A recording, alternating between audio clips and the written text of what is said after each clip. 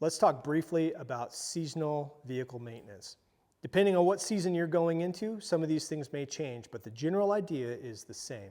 You want to give your vehicle a really solid once over. You're looking at all the componentry, you're putting your hands on the vehicle, and you're looking into things. If you can get that down to pat, you're going to really find what needs fixed. So let's start at the high level. You shake tires, top and bottom, left and right. Inspect air filters. Look under the oil cap. You're looking into things. You're shaking things to see if things are loose. You're crawling under the vehicle with a flashlight and you're looking at bolts. You're inspecting things that have possibly gotten loose before or are known to get loose or wear.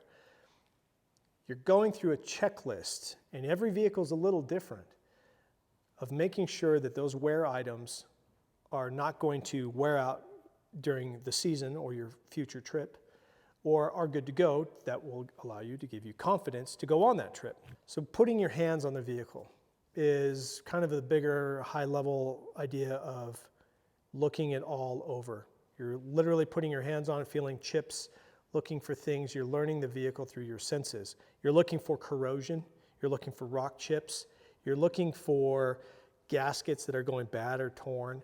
Any of those things that you would want to replace or fix before they get any worse. For us, we watch our frames a lot. We run here in Montana with the Expedition Overland vehicles. We run through a lot of corrosive road chemicals put on for de-icing. Mag chloride has a lot of corrosive properties that is hard on frames and steel. So we like to be under there, get rid of the rust, put Por 15 on it, which is a product that basically seals a frame again, seals metal up, to keep rust at bay. I like to do a few things right off the bat. I like to drive a vehicle. I like to listen. I shut all the air conditioners off. I shut the stereos off. And I just drive down the highway and listen. Then I'll drive down a gravel road and I just listen. My grandpa used to always say, if you're just listening, your vehicle will talk to you. Your vehicle is talking to you. Are you listening? While on that test drive, I also like to do a 60 to 0 stop, hard stop. I make sure that I know what it takes to shut that vehicle down, that it's capable of doing an aggressive maneuver like that, and that the brakes and everything are working properly. I like to accelerate hard under the weight of the vehicle with a full tank of fuel in it, just to listen to what those stresses are doing to the vehicle. You just learn a lot when you put it through its paces. So you learn those baselines of what's normal and what isn't. And then when you test it regularly, before each trip or after the trip, you kind of run through your checklist, you'll be able to catch, oh, that's a new sound. Oh, that's not right, that's different. That's a new vibration that I'm feeling. All of those things are talking to you. And then you dive deep and find the root of the change. That's the high level idea behind seasonal vehicle maintenance. Beyond that, you can get into the regular maintenance, like changing the oil, changing the air filter. You're hitting certain milestones.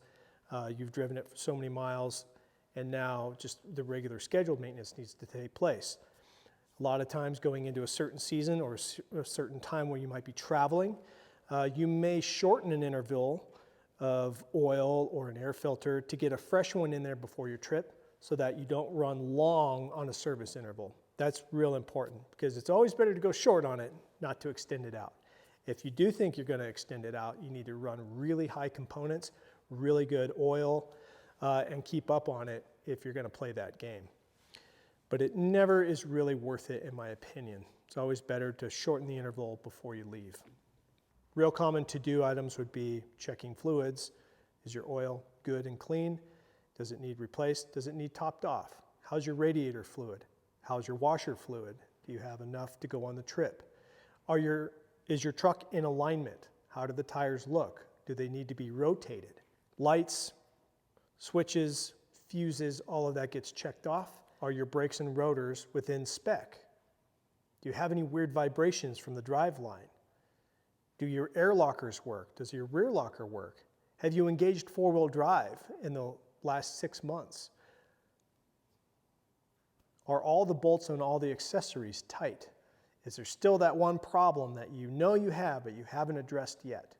At any given time, I only have one problem and one fix to get my vehicle back to 100%.